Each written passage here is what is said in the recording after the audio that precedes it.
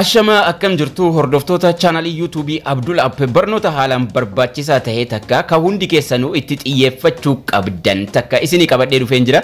Dhimma koomentii namaa pin gochuu irratti bareechinee bal'inaan waliin dubbannaa jechuudha. Keessattuu YouTuberoonni keenya koomentii hagamuu yoo barreessitaniif YouTuberoonni gurguddaan keenya koomentii namaa pin hin godhan garuu warra afaan Amaariffaatiin dalagan yoo argitan nama koomentii bareedaa barreesse viidiyoo sirriitti daawwatee barreesseef Komentii jala pin godhu jechuudha. Komentii pin gochuun maal jechuudha?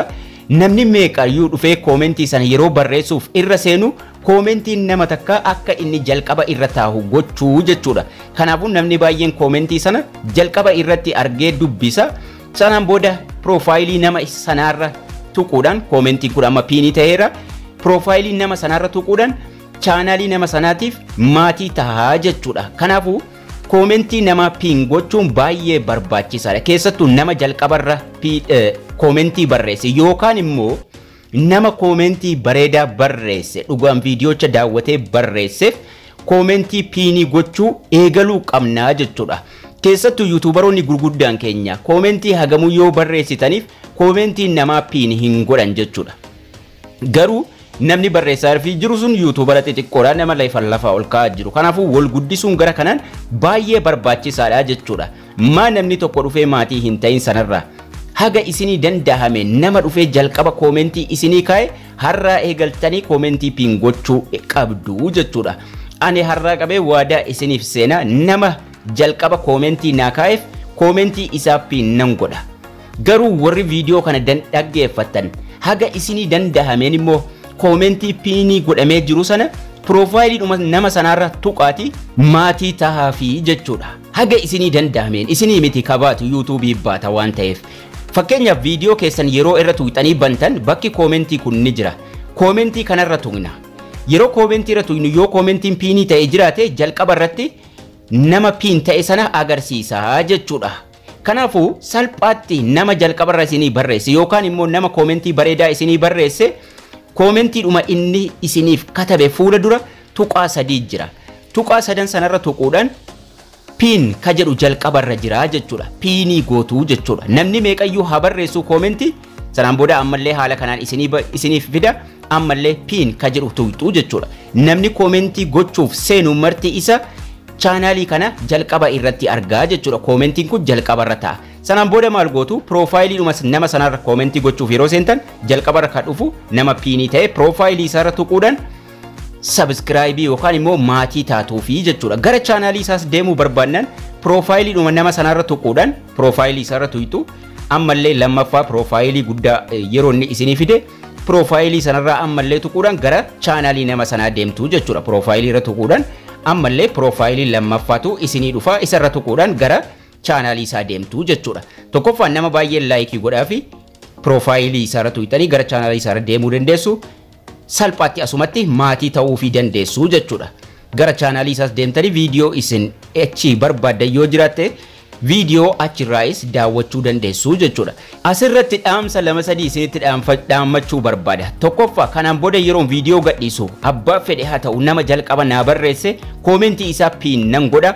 Isinillee nama pinii ta'ee jiru irra seenuudhaan YouTuberii haa ta'u dhiisu abbaa fedhe haa ta'u irra seenaatii maatii ta'aa fi komentii isaa laayik godhaa fi abbaa barbaaddan tuqaa sadan fuula dura komentii isaarra jirurra tuquudhaan pin ka jedhu filattu jechuudha.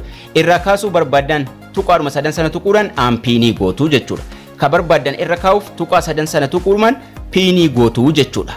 Pin ka jedhu kana komentiin abbaa fedhe pinii ta'ee haa jiraatu. Keessattuu kan ijoollee keenya haga dandeessaniin maatii ta'uudhaan bira dhaabbadha. Akkasuma chaanaalii keessan irratti yeroo namni komentii isinii godhe komentii nama isinii dhufe sana pinii godhaafi jechuudha. Salphaatti profaayilii nama komentii barreesse sanarra tuquudhaan maatii taatuu fi profaayilii isaa guddaarras tuquudhaan gara chaanaalii isaarra deemuu dandeessu jechuudha. Akkasuma YouTuberoota Oromoo biraan immoo naaf gaha sirriitti sheerii godhaati.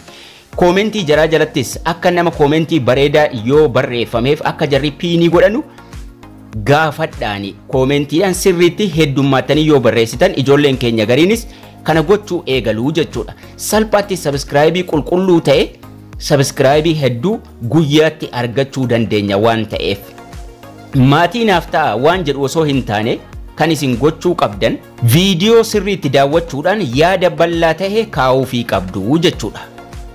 Namni akka inni piinii isinii godhuuf. Kanaafuu koomentiin sun powerfulii ta'a. Koomentii piinii ta'e profaayiliidhuma isaarra tuquudhaan irra seentanii maatii taatuuf waan ta'eef jechuudha. Kanaafuu abbaa barbaadan piinii gochuu dandeessu, irraa kaasuu dandeessu. Nama takka guyyaa tokkotti yoo gootan viidiyoo namni guyyaa hojjetu nama baay'eetu irra seena. Akka namni baay'eenis immoo maatii ta'uuf gochaa deemuu qabdu jechuudha.